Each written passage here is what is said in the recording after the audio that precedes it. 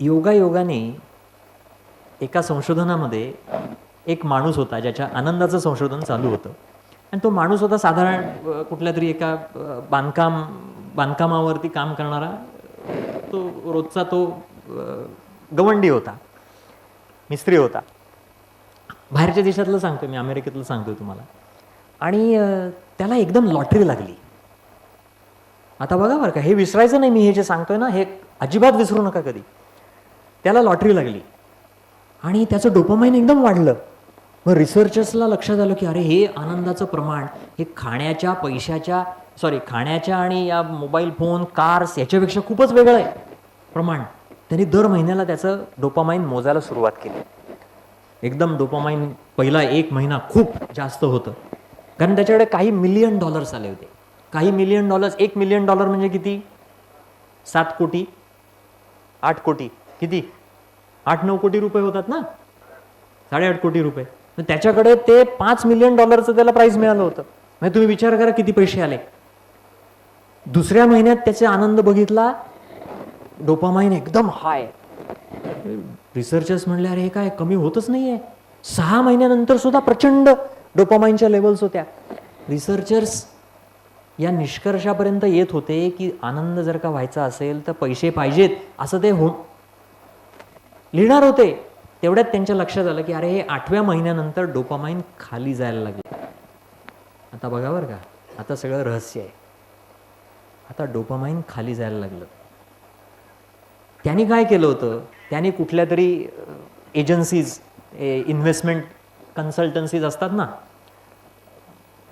आर्थिक सल्लागार, तर चांगले त्याला मिळाले होते. तर त्याच्या $5 मिलियन $6.5 मिलियन एका वर्षात झाले. बघा बरं का केवढी वाढली त्याचे पैसे. तरीही त्याचं डोपामाइन खालीच जात होतं. मी तुम्हाला सांगतोय रिसर्च जे कधीही विसरायला नकोय आपण. 1 वर्षानंतर त्याचं डोपामाइन कोणत्या लेवलला गेलं? ज्या लेवलला आधी त्याला लॉटरी लागण्याच्या आधी त्याचं डोपामाइन होतं त्या लेवलला ते 1 वर्षानंतर गेलं. त्याचे पैसे कमी झाले होते का? नाही, वाढले होते उलट. आणि हे संशोधन आहे, रिसर्च आहे.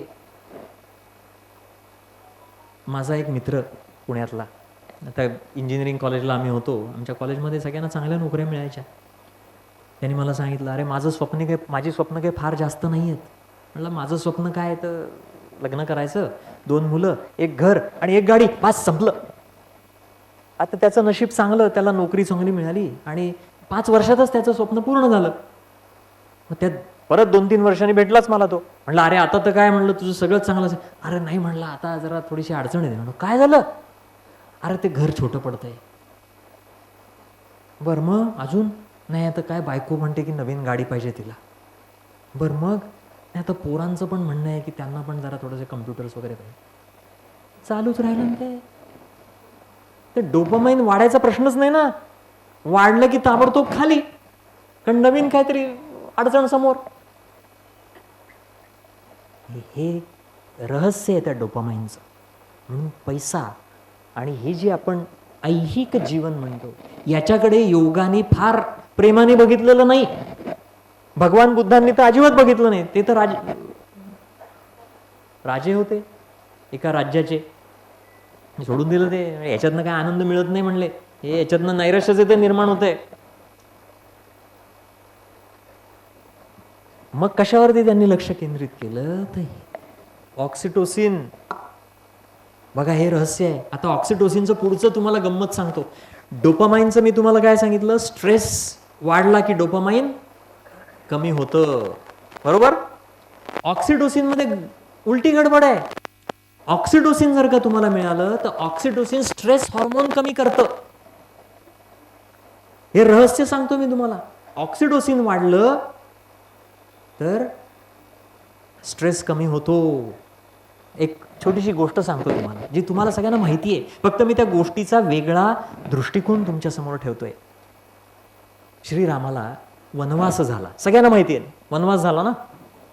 आनंदाची गोष्ट आहे का दुःखाची गोष्ट आहे? आनंद आहे का दुःख आहे? दुःख आहे, सगळ्यांना मान्य आहे दुःख आहे. नक्की हो. आता बघा, या दुःखाची ही बातमी घेऊन श्रीराम सीतामाईकडे गेले आणि तिला सांगितलं की अरे अशी अशी अडचण आहे, आता तू एकतर इथं थांब, इथं काळजी तुझी सगळे घेतील, नाही तर तू तुझ्या वडिलांकडे परत जा, 14 वर्षानंतर मी येईन, मग आपण परत भेटू. असाच संदेश होता रामाचा. त्याला सीतामातेने काय उत्तर दिलं? तिने सांगितले काय असलं काय मी करणार नाही, तुमच्या बरोबर येणार. मग रामाला आनंद झाला का दुःख झालं? हा, आनंद झाला का दुःख झालं? आत्ता तर म्हणलं ना आपण की ही बातमी दुःखाची होती, मग आता त्याला आनंद झाला का दुःख झाला? त्यामुळे आनंद हा विषय इतका सोपा नाहीये. मला आयुष्यात एखादी गोष्ट मिळाली नाही म्हणजे माझं आयुष्य दुःखी आहे हे मी समजायला नकोय. आणि त्याच्यासाठी मी तुम्हाला हे उदाहरण देतो. आणि म्हणून ऑक्सिटोसिन फार महत्वाचं आहे आपल्यासाठी. आता हे ऑक्सिटोसिन म्हणजे कशातनं मिळतं बघा? प्रेम. प्रेमातनं ऑक्सिटोसिन मिळतं. आपल्या एखाद्या मित्राच्या घरी एखादा मृत्यू झालाय, ही दुःखाची गोष्ट आहे ना. आपण त्याला भेटायला जातो, त्याला भेटायला गेल्यानंतर त्याला मिठी मारतो. आता मिठी मारल्यानंतर त्याच्या डोळ्यात पाणी येतं, आपल्या डोळ्यात पाणी येतं, पण दोघांना आनंद होतो आतून. आणि म्हणून कुणाकडे, आपल्या ओळखीच्यांकडे, मित्रांकडे, नातेवाईकांकडे काही गोष्ट, चुकीची गोष्ट घडलेली असली, घटना घडली असली दुर्दैवी, तर आपण त्यांना जाऊन भेटतो. त्यातनं काय होतं? त्यातनं ऑक्सिटोसिन मिळतं आणि त्या ऑक्सिटोसिनमधनं हा स्ट्रेस आणि ताण कमी होतो आणि आनंद निर्माण होतो. आता बघा, एक छान संशोधन झालं. कॅनडा माहिती आहे ना सगळ्यांना? कॅनडातला एक पुढची स्लाइड घेतलं जरा.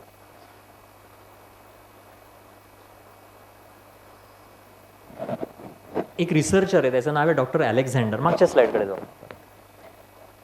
तर त्यांनी संशोधन केलं. आता बघा बरं का, फार गमतीदार संशोधन आहे. त्यांनी काय केलं, उंदीर असतात ना, तर त्या उंदरांची, आता काय फॅमिलीच असते सगळी, ती कुटुंबच असतं. त्याच्यातला एक उंदीर घेतला आणि त्या उंदराला त्यांनी आणून एका पिंजऱ्यात ठेवलं आणि त्या पिंजरा अंधारात ठेवून दिला. छोटासा पिंजरा होता, अंधारात ठेवून दिला. त्या उंदराला काही बाहेर सोडलंच नाही. आता काय झालं, त्या उंदराला नैराश्य आलं ना, डिप्रेस झाला तो. म्हणजे स्ट्रेस वाढत गेला त्याचा की अरे मला काय स्वातंत्र्य नाही, काही नाही, मला खेळायला मिळत नाही, माझ्या नातेवाईकांना भेटायला मिळत नाही. आणि मग त्यांनी काय केलं, त्या पिंजऱ्यामध्ये चीज ठेवलं, अजून काय काय वजन वाढणारे पदार्थ सगळे ठेवले. आणि त्यांच्या लक्षात आलं की 15 दिवसामध्येच तो उंदीर खूप जाड झाला. आता सारखं खात बसायचा तो. तसंच होतं ना, ताण वाढला की आपणही तसंच करतो, खात बसतो सारखं. कारण ताण वाढला की आपल्याला ते डोपामाइन सारखं सारखं लागतं. तसं त्या उंदरालाही लागलं, ते खात बसलं सारखा. मग त्या रिसर्चरने, अलेक्झांडरने काय केलं, तिथे एक बाटली आणली आणि त्याच्यात पाणी ठेवलं आणि त्या पाण्यामध्ये कोकेन टाकलं. कोकेन ऐकलं ना सगळ्यांनी? ऐकलेलं असेल नक्की. ड्रग, अगदी ॲडिक्टिव्ह ड्रग आहे, जे बँड आहे भारतामध्ये, पण बंदी आहे त्याच्यावरती. ते कोकेन टाकलं. आता उंदीर 2 दिवसामध्ये त्या कोकेनचा ॲडिक्ट झाला. आता त्याचं ॲडिक्शन इतकं वाढलं पुढच्या 4-5 दिवसात की तो ते फक्त बाटलीच्या खाली झोपून राहायचा आणि दर काही वेळाने ते कोकेनचं पाणी प्यायचा, परत झोपून घ्यायचा, दुसरं काहीच करायचं नाही. मग त्या अलेक्झांडरने काय केलं, त्या उंदराला तिथनं बाहेर काढलं आणि त्यांनी एक वेगळी रचना बाहेर तयार केली होती. त्याला त्यांनी नाव दिलं होतं रॅट पार्क. त्या रॅट पार्कमध्ये काय होतं, तर त्या रॅट पार्कमध्ये त्याचे भरपूर नातेवाईक होते. तिथं त्यांनी भुईमुग वगैरे लावला होता. उंदरांना आवडतो ना, ते भुईमुग खातात, शेंगा खातात. पण सगळं नैसर्गिक रचना होती तिथं. नंतर छोटी छोटी खेळणी होती उंदरांना, बोगदे होते, झोपाळे होते. आणि या उंदराला त्यांनी तिथं आणलं. आणि त्या उंदराच्या बरोबर त्यांनी ते कोकेन पण आणलं. आता पहिल्या दिवशी ते उंदराने इकडे तिकडे पाहायला सुरुवात केली. त्याच्या लक्षात आलं की अरे हे आपले सगळे भाऊबंद आहेत. ते कोकेन पितच होता तो, पण कोकेन पिता पिता तो त्यांच्याबरोबर हिंडायला लागला. आणि त्या अलेक्झांडरच्या लक्षात असं आलं की 1 महिन्याच्या अवधीमध्ये त्या उंदराने त्या कोकेनचं त्याचं ॲडिक्शन संपलं. कारण तो त्याच्या मित्रांबरोबर हिंडायला लागला, त्याच्या फॅमिलीबरोबर, त्याच्या कुटुंबाबरोबर वेळ घालवायला लागला आणि तो त्यातनं बाहेर आला. आता ह्याच संशोधनाचा उपयोग करून पोर्तुगाल नावाचा देश आहे ना, ऐकलं असेल ना, पोर्तुगाल युरोपमधला देश आहे. बघा तुम्ही इंटरनेटवरती सर्च करा, तुम्हाला कळेल ही सगळी माहिती मी जी देतोय ती. तर त्या देशामध्ये तिथल्या सरकारने ड्रग्ज डिक्रिमिनलाइज केले. म्हणजे जे ड्रग ॲडिक्ट्स आहेत त्यांना शिक्षा देणं बंद केलं. त्यांना पकडण्यासाठी, त्यांना शिक्षा देण्यासाठी जो खर्च चालला होता, जेवढे पैसे होते सरकारचे, त्यांचा जो फंड होता, त्यांचं जे काही ॲलोकेशन होतं, त्यांनी जो निधी सगळा राखून ठेवला होता, तो सगळा त्या ड्रग ॲडिक्ट्सला समाजामध्ये स्वीकारण्यासाठी त्यांनी त्याचा वापर सुरू केला. आणि तुम्हाला आश्चर्य वाटेल, 10 वर्षामध्ये त्यांचं ड्रग ॲडिक्शन 50% कमी झालं. कारण ड्रग ॲडिक्शन म्हणजे डोपामाइन, आणि समाजामध्ये त्यांना स्वीकारलं म्हणजे ऑक्सिटोसिन. म्हणजे त्या ऑक्सिटोसिनच्या माध्यमातनं त्याने डोपामाइनमधनं जो आनंद मिळायचा ड्रगमधनं, त्याच्यावरती विजय मिळवला. आता योगामध्ये कर्मयोग सांगितलाय. सगळ्यांनी ऐकलं असेल कर्मयोग, ऐकलं असेल ना. भारताच्या बाहेर त्याला कम्युनिटी सर्व्हिस असं नाव दिलंय त्यांनी. आता ह्या विषयावरती खरं तर आपल्यासमोर एखादं उमेशजींनी विचार करावा, आदरणीय पांडव सरांचं त्यांनी एखादं या विषयावरती व्याख्यान परत अरेंज करावं. कारण हा आपल्या संस्कृतीचा गाभा आहे. कर्मयोग भगवद्गीतेचा संदेश येतो. लोकमान्य टिळकांनी गीता रहस्य लिहिलं. त्या भगवद्गीतेच्या या ग्रंथाचं त्यांनी नाव देताना त्याचं नाव काय दिलं तर कर्मयोग शास्त्र असं नाव दिलं. आणि त्यांच्या या ग्रंथाला कुणाची प्रस्तावना आहे? महात्मा गांधींची प्रस्तावना आहे. महात्मा गांधींनी फार कर्मयोगाचं वर्णन केलंय. महात्मा गांधींनी आयुष्य कर्मयोगाचंच जगलंय. ते काही प्रेसिडेंट झाले नाहीत भारताचे. भारताला स्वातंत्र्य मिळाल्यानंतर कोण होते नेते आपल्याकडे? महात्मा गांधी तर होते. मग गांधी तर म्हणले असते की बा मीच या देशाचा पंतप्रधान आणि माझेच मुलं आणि माझंच कुटुंब पुढचे 200 वर्ष राज्य करतील. पण महात्मा गांधींनी तसं केलं नाही. महात्मा गांधींनी सोडून दिला तो विषय. 14 ऑगस्ट 1947, 15 ऑगस्ट 1947 आणि 16 ऑगस्ट 1947 या 3ही दिवशी महात्मा गांधींची दिनचर्या कुठेही बदलली नव्हती. कुठेही पार्टीसाठी ते गेले नव्हते. आपण सगळ्यांनी हा विचार करणं महत्वाचं आहे. हा कर्मयोग झाला. हा कर्मयोग आहे. मला कशाचीही अपेक्षा नाही. गांधी जेव्हा गेले त्याच्यानंतर त्यांच्याकडे काय आहे याची सगळ्याची शहानिशा झाली. महात्मा गांधींचं कुठेही बँकेत अकाउंट नव्हतं. स्विस बँकेत तर नक्कीच नव्हतं. त्यांच्याकडे अगदी मोजक्या गोष्टी होत्या. ते त्यांच्या खोलीत होत्या. कुठेही जमीन नव्हती. हा कर्मयोग झाला. आणि ह्याच कर्मयोगाचं रहस्य भारताच्या बाहेर आज सिद्ध झालंय. कम्युनिटी सर्व्हिस तुम्ही जर का आठवड्यामध्ये 5 तास केली, म्हणजे 5 तास कर्मयोग केला आठवड्यात, तर तुमचं आयुष्य कमीत कमी 5 जास्तीत जास्त 10 वर्ष वाढतं. आणि हे संशोधन झाल्यानंतर त्या संशोधकांना प्रश्न पडला की कशामुळे आयुष्य वाढतंय. त्याचं सरळ सरळ उत्तर त्यांना मिळालं की ऑक्सिटोसिन तुम्हाला मिळतं. मी जेव्हा एखादं चांगलं काम करतो त्याच्यातनं मला काय मिळतं?